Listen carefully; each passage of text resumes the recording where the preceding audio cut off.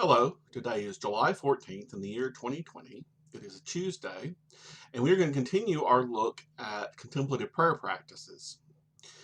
Today, we're going to do something called creative attention. The idea here is that we engage the world with an active attention to see things the way God would want to see it, us to see it, the way God sees it. In specifics here, we're going to talk about identifying with the poor, with the oppressed, those in stress. There are other ways to use this technique, but the classic example is this one.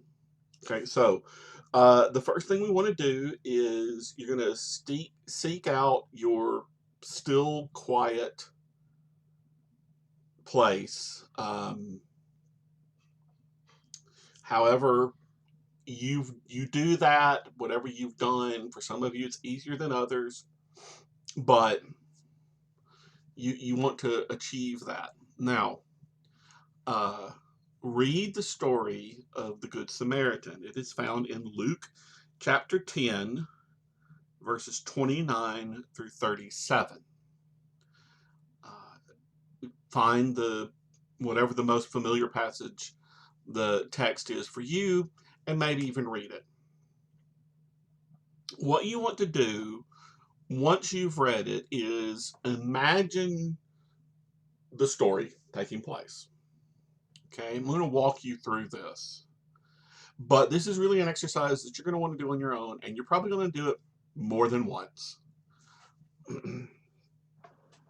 So, there was a certain man who, coming down from Jerusalem along the road, was attacked by thieves. All right, so you imagine here's a man, maybe he has a couple of donkeys carrying goods and he is on foot. He passes through a place with, let's say, there are steep cliffs on either side. Maybe a stream runs through this break in a hillside. There are big boulders around. The thieves jump out, they attack the man, they take his stuff, and they leave him for dead. So there he is, side of the road, beaten almost to death, bloody, bruised, and absolutely helpless. Who should come down the road? There is a priest on his way up to Jerusalem to perform his duties in the temple.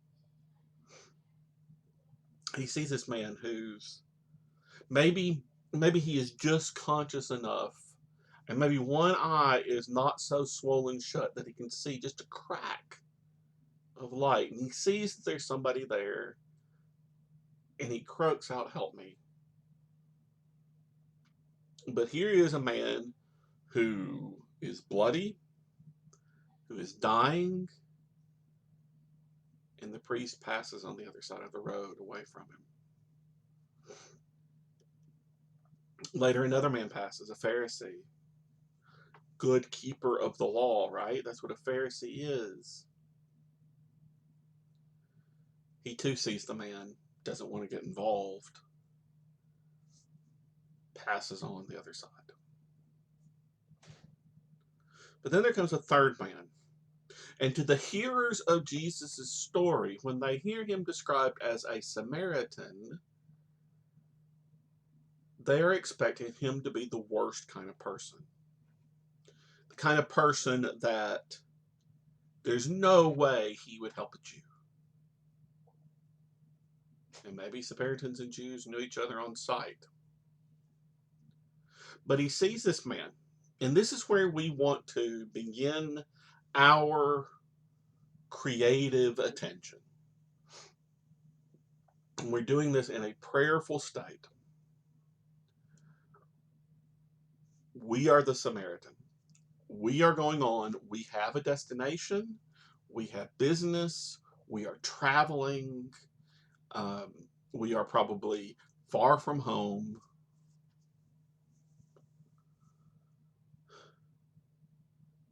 And we see this guy, and we immediately know he's dying. Now, our law is the same about blood and death and all of that and making you unclean. But here's a man who's dying, whose assaulters, whose attackers might still be around. But how do we feel? What is the impulse that drives us? In the story of the Good Samaritan, the impulse that drives him is to help a fellow human being. And so he picks him up, he puts him on his donkey, and he takes him down the road to where there is a rest stop for travelers. Now, the Samaritan knows that the man is not well enough to go much further. And he knows he can't stay and take care of him. So instead, he gives the owner of the inn all the money he has on him and says, take care of this man, give him a room, feed him, clean him, take care of him. And you've seen me before. Next time I come by, if he owes more than this, you just give me the bill and I'll pay it. Opening him up set himself up to all kinds of fraud, at the very least. No telling what either one of them might do. But he gives what he got and promises more with no stipulations. The Samaritan in this story does not act in any way to protect himself. He's not smart about it. He's not careful or calculating and thinking, well, I want to help, but I want to be safe, and none of it. He just helps. So, now with this image, this biblical story in mind, we're going to continue to do this kind of creative attention work and think about the world we live in. Think about encountering someone in the equivalent state. Someone who you expect not to like you. Someone that you may not like just by their look. You know they're not from your group. You don't know why they are in this situation. You don't know where they have come from. You don't know what's going on. But as far as you can tell, they desperately need your help immediately. Calling 911 right now probably isn't going to be enough. They've got to have somebody take care of them.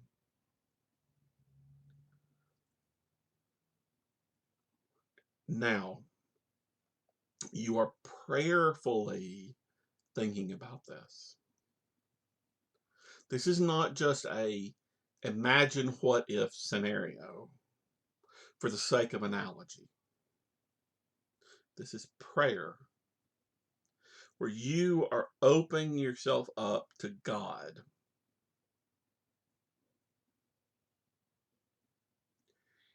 and to the needs of others. And in that moment, you ask God to give you the heart of that Samaritan. This example of behavior that Jesus gave.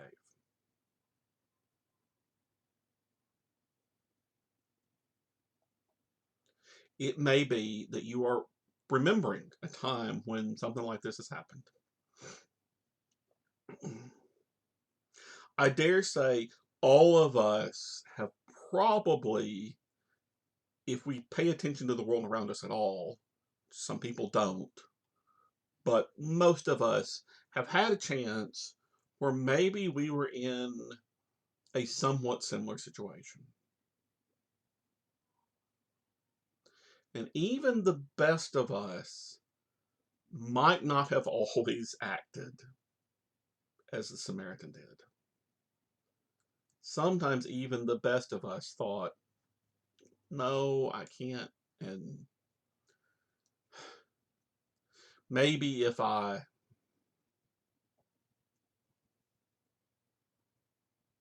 and we thought about ourselves and we passed them by.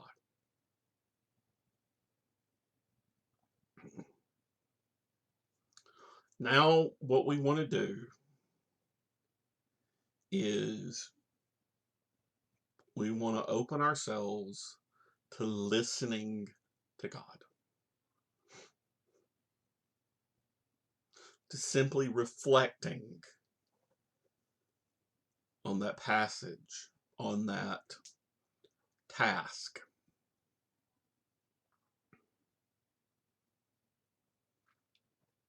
Okay. So, this is, again, creative attention. The purpose is to live that life of prayer where our prayerful thoughts and our actions are getting closer and closer together. This is to live a life of prayer in communion with God so that our actions are prayerful and that it's not simply a segregated part of our life. But it's going to take this kind of reflection, this kind of thought, this work ahead of time if we're going to get there.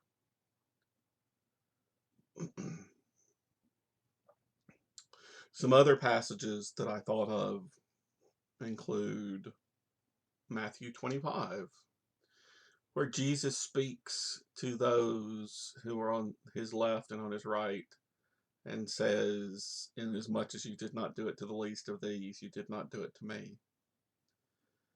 Do this exercise and imagine yourself you're in one of those groups. Try to picture when you may or may not have done one of those things.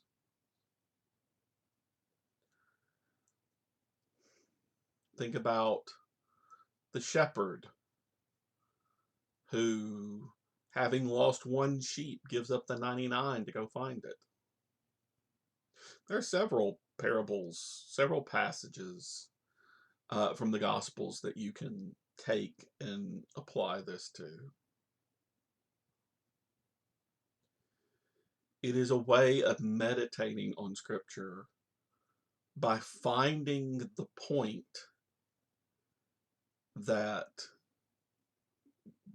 God had for it being recorded and inserting ourselves into it in an effort to learn and grow. This is, a different kind of prayer. All of these are really, they're different kinds of prayers. And I encourage you to experiment. We're going to talk about a few more as we go along. And I hope that you are engaging with these, trying these out. And I would love to hear any results that you may be having. Until tomorrow, God bless you.